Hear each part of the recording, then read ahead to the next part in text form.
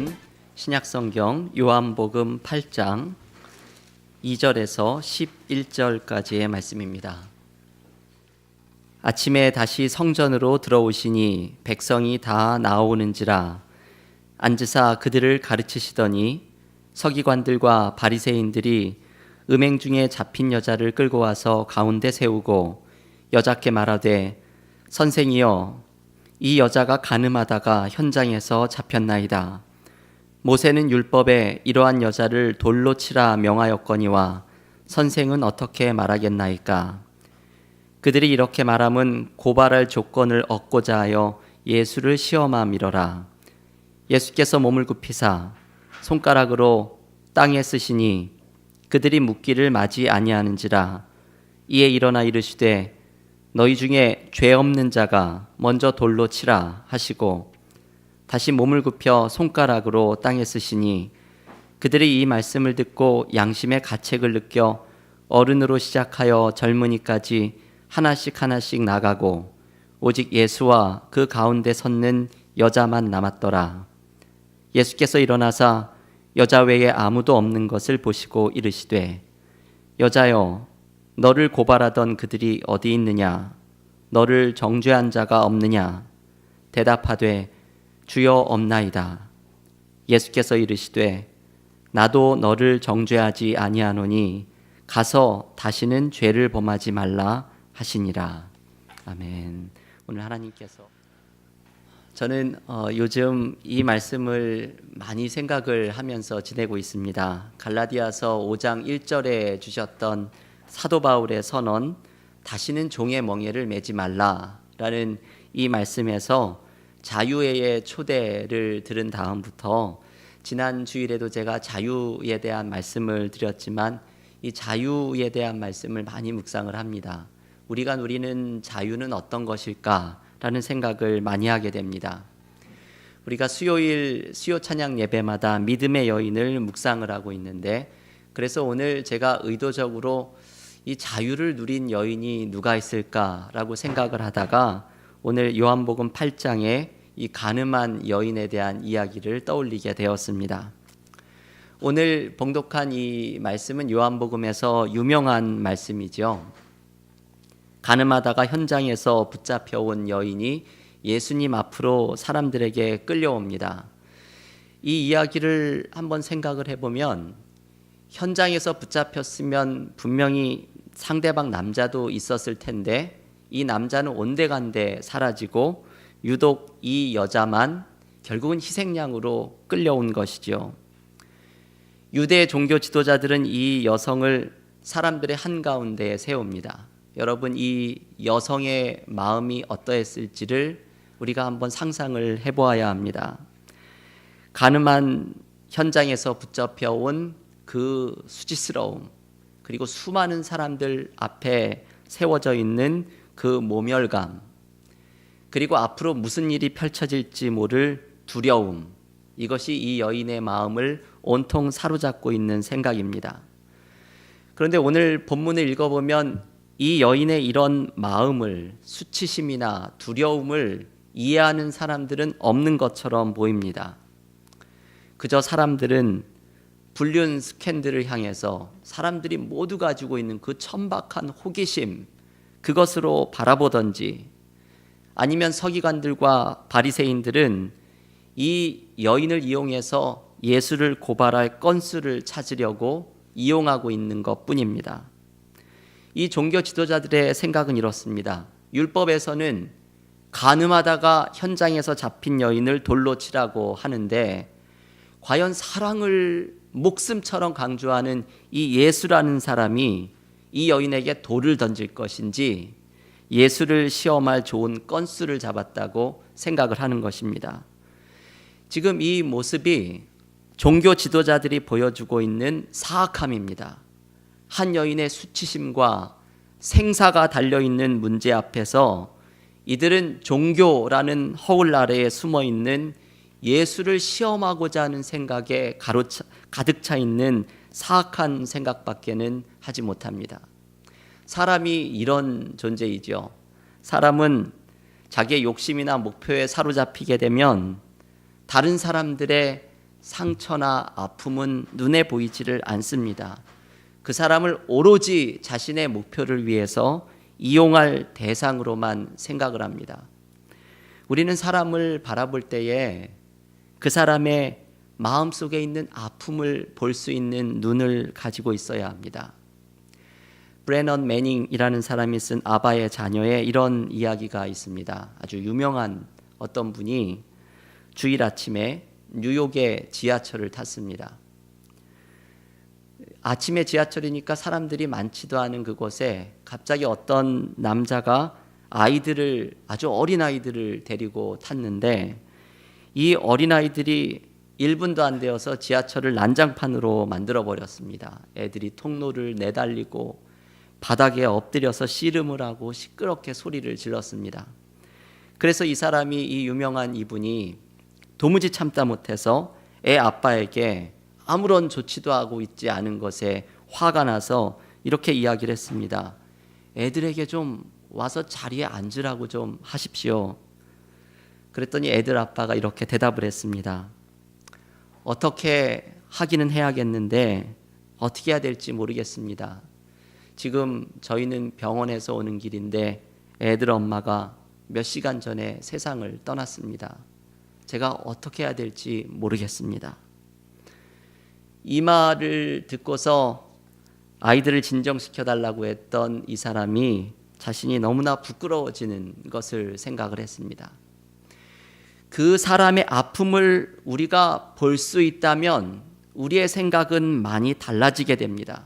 바리새인과 서기관들은 이 여인의 아픔과 두려움은 알지 못한 채 그저 예수를 시험하려고 하는 마음에 사로잡혀서 이 여인을 바라보고만 있습니다. 이제 모든 조명은 예수님에게로 쏠려 있습니다. 이들이 지금 셋업해 놓은 이 상황에서 과연 예수님은 무엇이라고 대답할 것인지 초미의 관심이 집중되어 있습니다. 하지만 오늘 본문에서 예수께서는 말없이 몸을 굽혀서 땅에다가 손으로 글씨를 쓰기 시작하시죠. 사람들은 참 상상력이 대단합니다. 예수님이 땅에다 뭐라고 쓰셨을까? 이거를 사람들은 관심을 갖고 이야기를 하죠. 제가 제일 많이 들어본 대답은 그곳에 있는 사람들의 죄를 하나씩 다 쓰게 했다는, 개똥이 너 이런 죄 지었지 하나하나 쓰면서 사람들이 그걸 보고 뜨끔했을 것이라고 상상하는 분의 이야기를 많이 들었습니다. 그럴듯하지만 예수께서 무엇을 땅에 쓰셨는지는 알 길이 없습니다. 하지만 예수님의 의도는 분명하죠. 어떻게 할 거냐 빗발치는 질문 속에 예수님은 조용히 땅에 글씨를 쓰는 것은 이들의 게임에 휘말리지 않겠다는 뜻입니다. 종교 지도자들은 자신들이 예수를 꼼짝 못할 건수를 만들었다고 의기양양해하고 있었지만 예수님은 이들이 원하는 대답을 주는 것이 아니라 말없이 땅에 글을 쓰십니다. 예수님의 모습은 이런 것이죠. 니들의 모습을 한번 봐라. 이 불쌍한 여인을 이용해서 나를 시험하려고 하는 니들의 모습을 한번 좀 보아라. 예수님의 말없는 행동에서 주님은 이 말씀을 하고 계시는 것입니다. 그리고 예수께서 결정적인 말씀을 던지십니다. 오늘 본문 요한복음 8장 7절 말씀인데요. 한번 성경을 펴신 분들은 요한복음 8장 7절 한 목소리로 읽어보겠습니다. 그들이 묻기를 마지 아니하는지라. 이에 일어나 이르시되 너희 중에 죄 없는 자가 먼저 돌로 치라 하시고, 예수님의 이 말씀, 너희 중에 죄 없는 자가 먼저 치라, 돌로 치라 라는 이 말씀에는 아주 깊은 내용이 숨어 있습니다. 예수님의 이 말씀, 너희 중에 죄 없는 자가 치라는 말씀을 듣고 먼저 돌을 들 사람이 있을까요? 예수님은 우리 모두가 죄인이라는 것을 일깨워 주시면서 나 같은 죄인도 하나님의 은혜로 살아가고 있다는 것을 깨닫기를 원하십니다. 내가 하나님의 사랑과 긍휼 때문에 살아가는 존재라는 것을 깨달으면 이 여인을 긍휼의 마음으로 또한 바라보아야 할 것을 주님의 이 7절 말씀에서 가르쳐 주시는 것입니다. 신약 성서학자 가운데 이 여성인 한 게일 오데이라고 하는 이분은 여성인지라 요한복음 8장의 이야기를 누구보다 공감을 가지고 읽습니다. 이것을 읽으면서 이 신약 성서학자는 오늘의 이야기는 자유에 대한 이야기라고 말을 합니다. 제가 오늘 본문을 선택한 이유입니다. 이 말씀은 지금 7절에 너희 중에 죄 없는 자가 먼저 돌로 치라 라는 예수님의 말씀은 바리새인과 서기관들을 자유로 초대하시는 예수님의 말씀이라는 것입니다. 이들이 인간을 인간으로 대하지 않고 자신의 욕심을 위해서 이용하는 그 사악함으로부터 자유하기를 초대하시는 주님의 말씀입니다. 이것은 이 종교 지도자들이 율법이라는 허울에 갇혀서 사람을 사랑하지 못하는 이 모습에서 자유하기를 초대하시는 예수님의 말씀입니다. 여러분, 예수께서는 이 바리새인과 서기관들에게 사랑할 때에 자유함이 있다는 것을 가르쳐 주기를 원하십니다. 여러분, 이것을 기억하십시오. 우리가 사랑할 때에 자유함이 있습니다. 내가 율법과 욕심과 허울에 갇혀 있을 때에는 자유함이 없지만 우리가 사랑할 때에는 자유함이 가득하게 됩니다. 이 자유회로의 초대의 말씀이 너희 중에 죄 없는 자가 먼저 돌로 치라 라는 말씀에 담겨 있는 주님의 말씀입니다.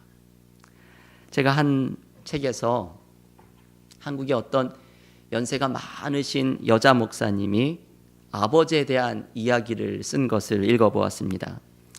이 아버지는, 이 여자 목사님의 이 아버지는 한국교회에서 존경받는 신학자이면서 목사님이셨습니다. 하지만 이분은 가부장적이고 그리고 권위적인 분이어서 아내에게는 매정했고 그리고 자녀들에게는 사랑을 보여주지 않았던 분이었습니다.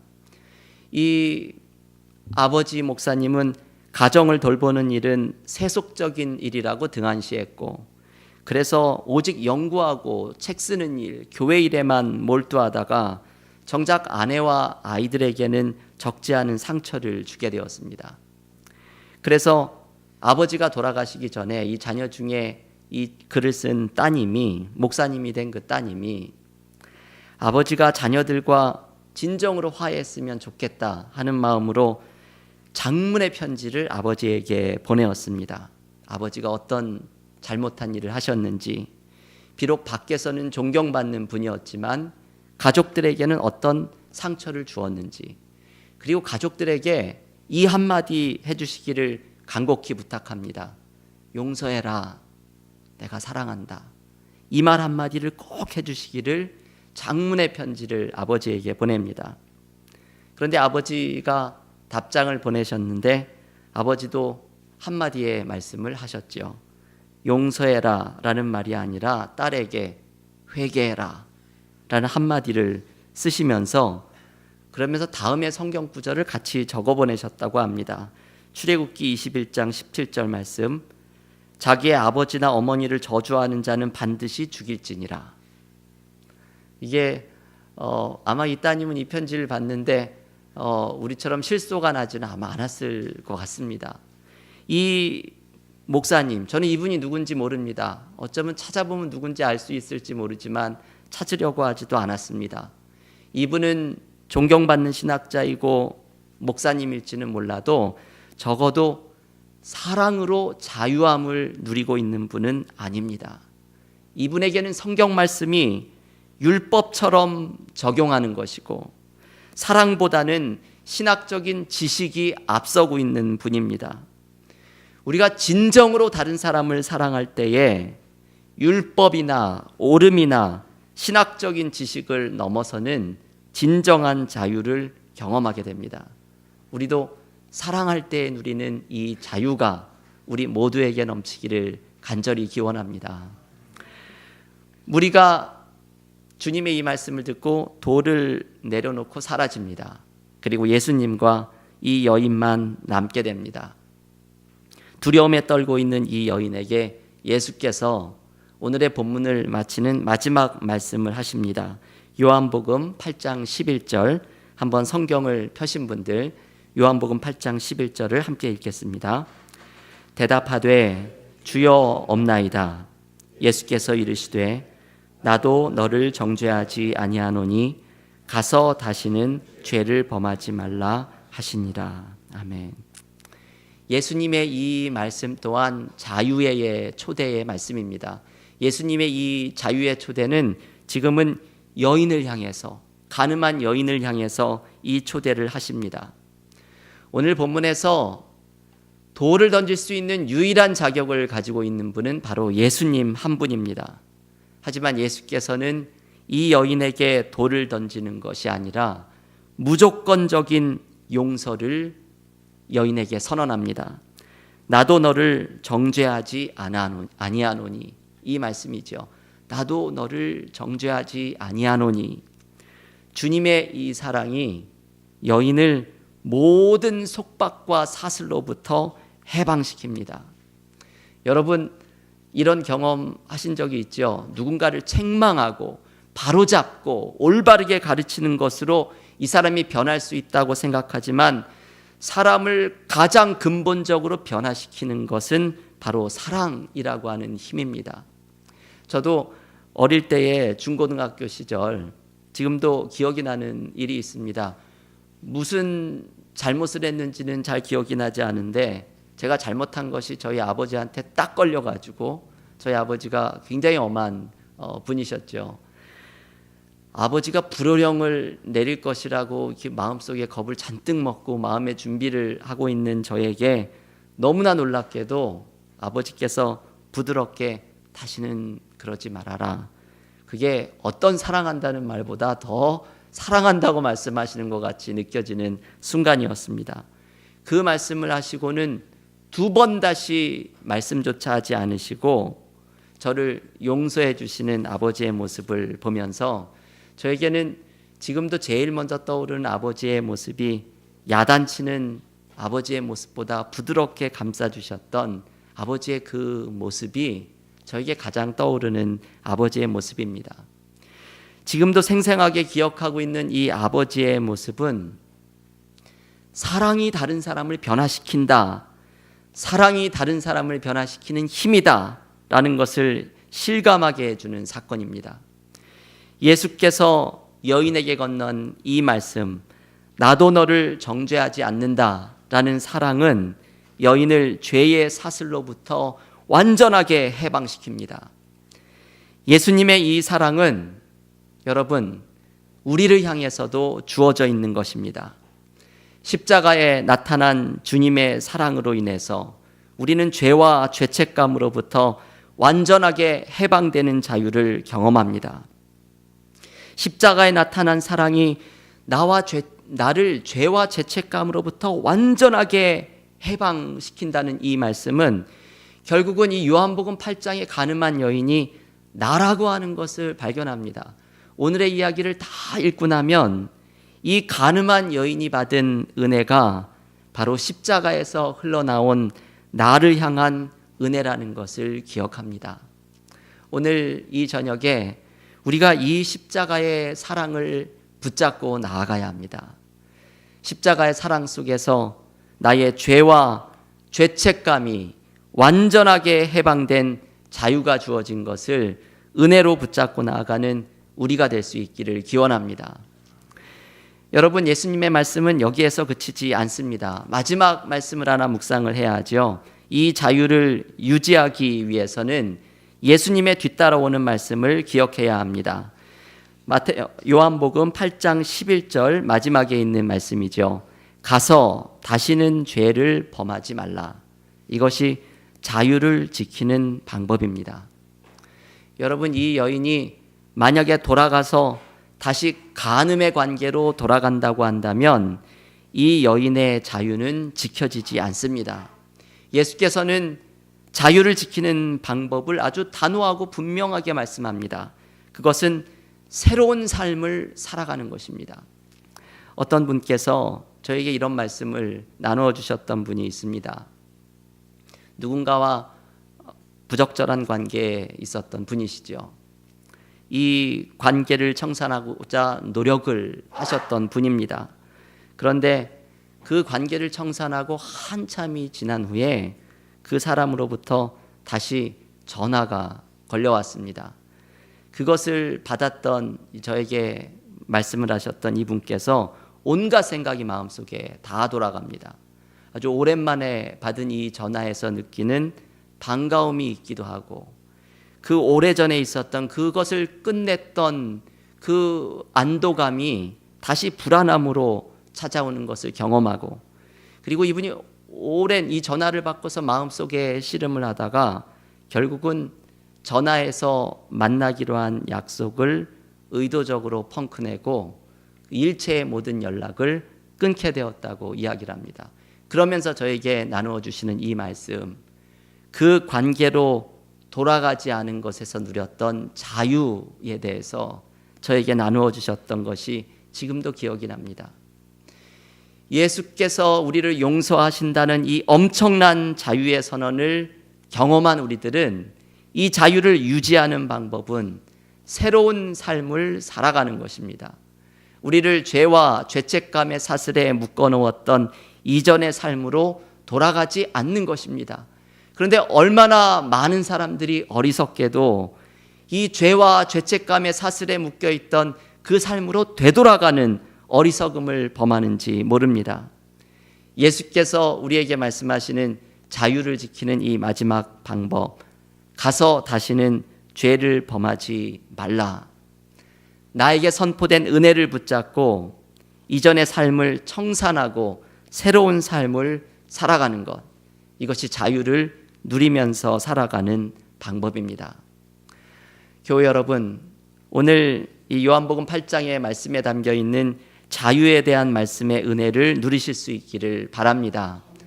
내가 사랑할 때에 자유를 누리고 십자가의 사랑 속에서 자유를 경험하고 나의 옛삶을 청산할 때에 자유를 누리게 됩니다. 십자가에서 폭포수처럼 우리에게 부어진 주님의 사랑을 기억하면서 이 사랑으로 자유함을 누리고 또 서로 사랑함으로 자유함을 누리는 우리 모두가 되기를 주님의 이름으로 축원합니다.